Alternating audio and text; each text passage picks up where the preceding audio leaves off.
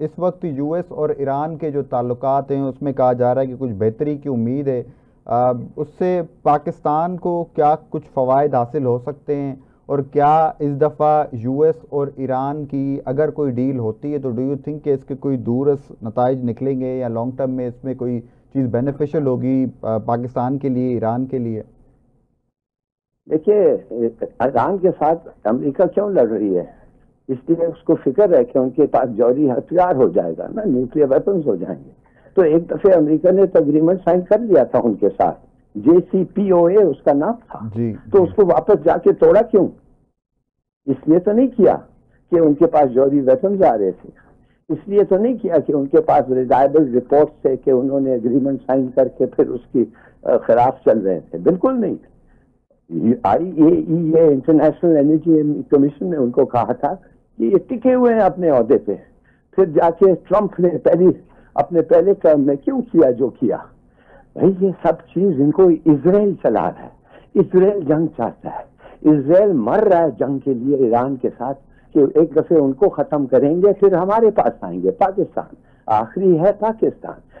अब नेतन्याहू ने ये तो कह दिया है, पब्लिकली कहा है, तो फिर भी आप समझते हैं और आप पूछते रहते हैं कि हमारा क्या नुकसान होगा?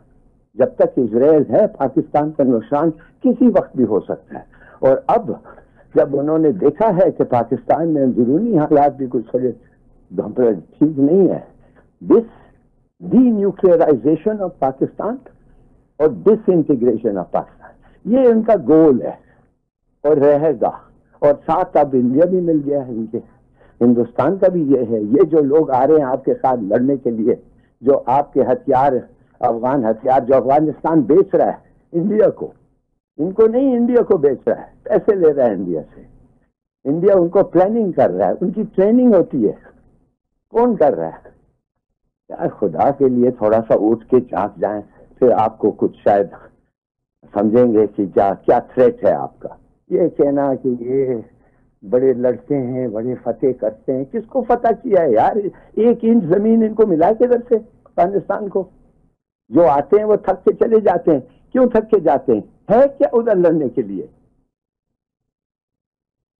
अच्छा सर, ईरान में अगर तो ये डील स्ट्रक हो जाती है तो डू यू थिंक कि ईरान जो है, जो अपना इस वक्त यूरेन को जिस तरीके से यूरेनियम को इनरिच कर रहा है, अपनी इस पॉलिसी से 2 कदम पीछे हटेगा? ईरान का वादा ये है कि हम बम नहीं बनाएंगे। उन्होंने पहले भी यही वादा किया था और अभी भी, और उन्होंने कहते हैं हम इनरिच जरूर करेंगे। और करना पड़ता है उनको, अपने सिविल न्यूक्लियर रिएक्टर्स के लिए एनरिच यूरेनियम चाहिए। ये कहना कि हम एनरिचमेंट और उसकी कैपेबिलिटी भी खत्म कर देंगे इसलिए कि अमेरिका बहादुर चाहता है और ट्रंप चाहता है। ये आदमी जो आके इससे पहले जो ट्रीटी हुई थी उसको फाड़ के फेंक दिया। यार वो क्यों करेंगे? और साथ उनके रूस है और साथ उनके चीन है। बिल्कुल, मैं तो समझता हूं, मैं हैरान हूंगा अगर ईरान मान गया तो। सर इसके ऊपर नेतन्याहू ने तो ओपनली यही डिमांड रखी है। यार नेतन्याहू का पूरा एजेंडा ये है कि ईरान को खत्म करो और फिर पाकिस्तान को करो और उसके बाद इजराइल को फैला। ये क्या कर रहा है गाजा में? ये ट्रंप क्या कर रहा है? उसको मदद नहीं कर रहा है गाजा में? बिल्कुल बिल्कुल। एक दफे भी आपने सुना है कि हम आपको हथियार नहीं देंगे, बेगुनाह बच्चे और औरतों को मार रहे हो? ये सब एक साथ हैं। आप इनको एक ना एक दिन इनके साथ लड़ना पड़ेगा। और अगर ईरान मान जाए मेरी बात, और अगर ईरान ऐसी बड़ी गलती की कि लेट जाए इनके सामने इसलिए कि अमेरिका कहा कि हम तुम्हें बम करेंगे, तो फिर चीन भी जाएगा, फिर रूस भी जाएगा। इनको खड़ा होना चाहिए इसके खिलाफ। क्या इंडिया नहीं कहता है हमें कि हम तुम्हारे को न्यूक्लियर बम फेंकेंगे, कि हमने वाह करके छोड़ के भागे उधर से? बिल्कुल नहीं सर। लेकिन ईरान के पास इस वक्त फिर ऑप्शंस आखिर क्या हैं? वहां पे यमन में हुतीस के ऊपर जिस कदर बमबारी हो रही है। मैं आपको बताता हूँ क्या ऑप्शंस हैं। आपको पता है कि गल्फ में ये जो गल्फ स्टेट्स हैं, जो अमेरिका के पिट्ठू हैं, जो इजराइल के साथ अब मिले हुए हैं, आपको पता है ये गल्फ स्टेट्स का पानी किधर से आता है? समंदर से। कैसे आता है? डिसैलिनेशन प्लांट से। कितने प्लांट्स हैं? आपको पता है कि सिर्फ 3 दिन का रिजर्व है कतर के पास।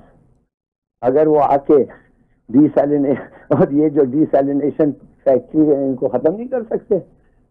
अगर वो खत्म हो गए इनकी पानी किधर से आएगी? बिल्कुल। हाँ, तो आप समझते हैं वो जाके कहेंगे कि भाई हम तुम्हारे को बचाने के लिए हम प्यासे मरेंगे? नहीं कहेंगे। बिल्कुल ऐसे बात नहीं है। बहुत सारी चीजें हैं जो ईरान कर सकता है, और ईरान तो कह रहा है करेगा। वो तो कह रहा है हम तुम्हारे डिसैलिनेशन प्लांट्स, तुम्हारे ऑयल फैसिलिटीज, 3-4 बम आप फेंके दुबई में, ये सब पैसे जो बाहर गए दुबई में ये सब लौट के वापस आ जाएंगे या कोई और जगह चले जाएंगे। 4 बम दुबई में फेंके तो सही, और आप देखें कैसा एग्जिट होता है घोरों का। ठीक है।